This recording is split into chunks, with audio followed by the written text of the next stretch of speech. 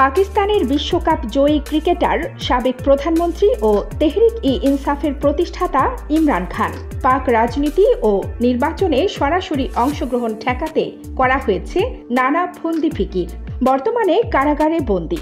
এত সব পদক্ষেপের পরও তার জনপ্রিয়তায় কিন্তু কোনো ভাটা পড়েনি।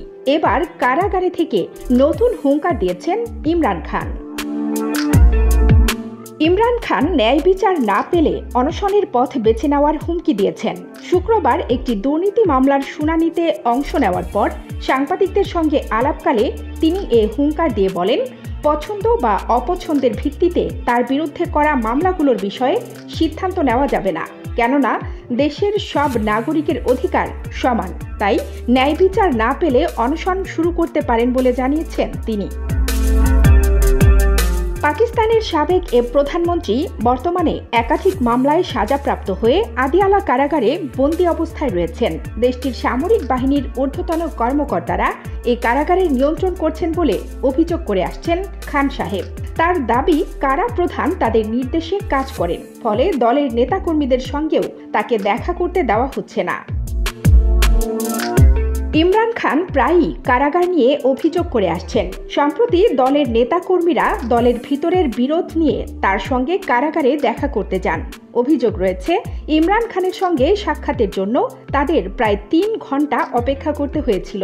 এজন্য সামরিক কর্মকর্তাদের দায়ী করছেন তারা।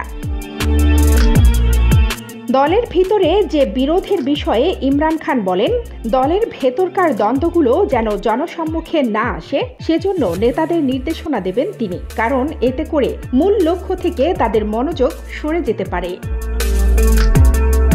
পৃথক এক সংবাদ সম্মেলনে পিটিআই-এর কেন্দ্রীয় তথ্য সচিব রৌফ হাসান বলেন, তাদের দলের মামলাগুলো থেকে প্রধান বিচারপতি কাজী ফায়েজ ইসার সরে আসা উচিত, কেননা তাদের প্রধান বিচারপতির কর্মকাণ্ড নিয়ে যথেষ্ট সন্দেহ রয়েছে।